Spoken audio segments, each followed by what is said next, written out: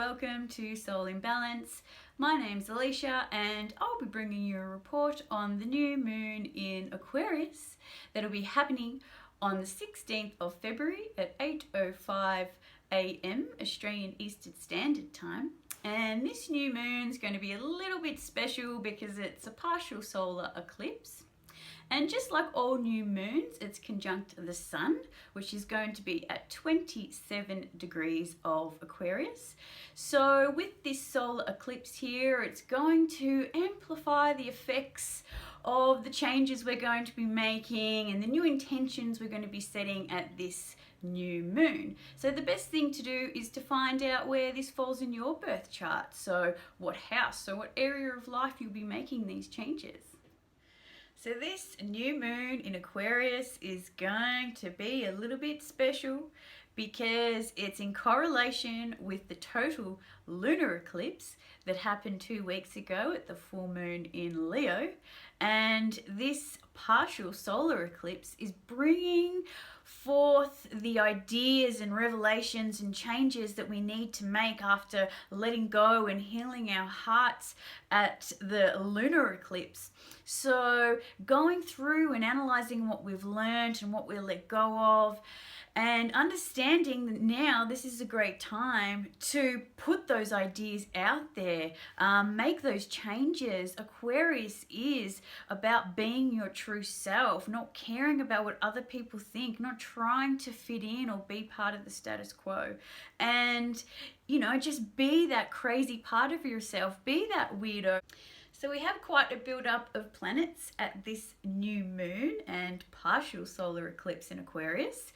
And it'll be happening in the late degrees of Aquarius and early degrees of Pisces. So we have Mercury, the Sun, the Moon, Venus, and Neptune. So all those will be working together at this new moon. And they will be affecting quite a few areas of life. So if we look at Mercury, it's what we're learning and what we're connecting to and our way of communication. And, the Sun, which is our goals and our identities and, emotions, new ideas, new ways to understand our emotions.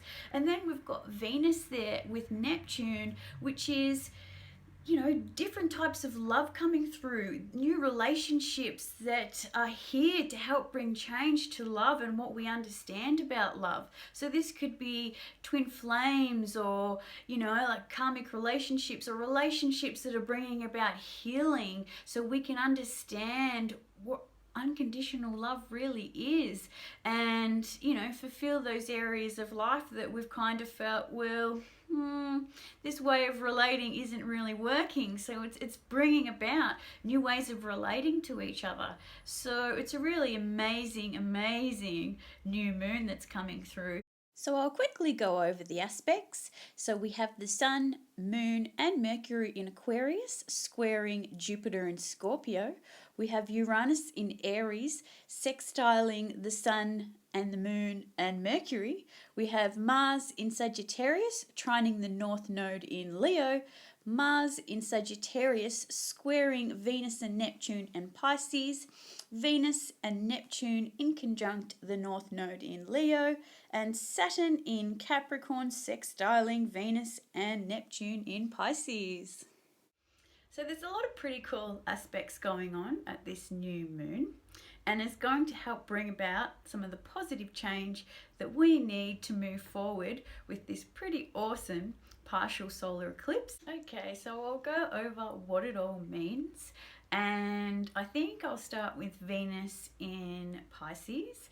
So Venus will be joining Neptune in Pisces and bringing forth relationships that are quite healing and quite spiritual in nature. And those are coming about for us to understand new ways of love, new ways of relating to each other, like I said before. and it's going out to our collective direction. So it's something that really needs to happen. And, you know, there's so many aspects here that could lead to, you know, illusions and, you know, things not being seen properly. So it is important at this time, while we're feeling more loving and more open and more spiritual and more connected to people, that we aren't seeing an illusion or something that we want to see instead of what we're actually seeing. So I think it's really awesome at this time too that Mars in Sagittarius, which is knowledge and wisdom and the truth, is going out to this Venus and Neptune in Pisces. So it's just like saying, hey, don't forget the truth, you know, don't forget the wisdom of this situation, you know, like don't have too much of an illusion about what's going on. And we've also got Saturn in Capricorn going out to Venus and Neptune. So I think that's bringing into form and creating structure for this new way of relating and these new relationships to form and to come through. So it really is an amazing time to be connecting with a twin flame, to be connecting to a lover in a deeper way or a partner in a deeper way that you weren't before. And you know, it brings about that closeness. So if you felt over this time with Venus in Aquarius, which is quite detached, you know, now you'll be able to come back together again and feel that connection and strengthen that connection, which is all what we really want in relationships at this time. It also can be passions and what you're doing for your career or, you know, hobbies and things that motivate you.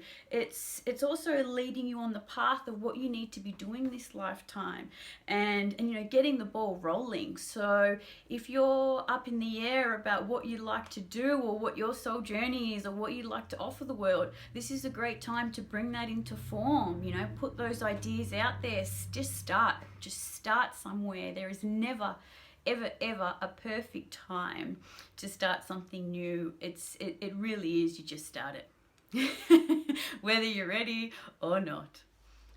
So we've also got Uranus in Aries and Jupiter in Scorpio going out to Mercury, the Sun and the Moon in Aquarius at this new moon.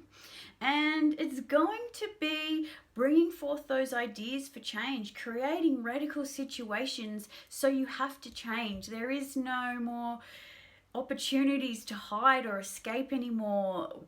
The tension and the pressure is just building up too much, and that's coming from, you know, the aspects with Saturn and also with Uranus in Aries going out to this new moon. So that will just be radical change, and that coming forth at the new moon with our intentions is just gonna catapult that to what direction you want to be going. And we've also got Jupiter and Scorpio going out to that new moon, which I feel is with the Jupiter and Scorpio, you know, we're having massive awareness and amplifying what's going on with trauma, especially sexual trauma, gender trauma, and ways we've been violated or our boundaries violated or things like that, just our emotions. And with the new moon making connections to that, I feel like it's bringing the new ideas and the new intentions and the new ways of doing these things, bringing it out to that aspect. So pretty much that's it for my report on the new moon. If you would like a reading from me so you can understand where the new moon and the full moon affects you every 2 weeks, please see my information below. And thank you very much. Many soul journey blessings.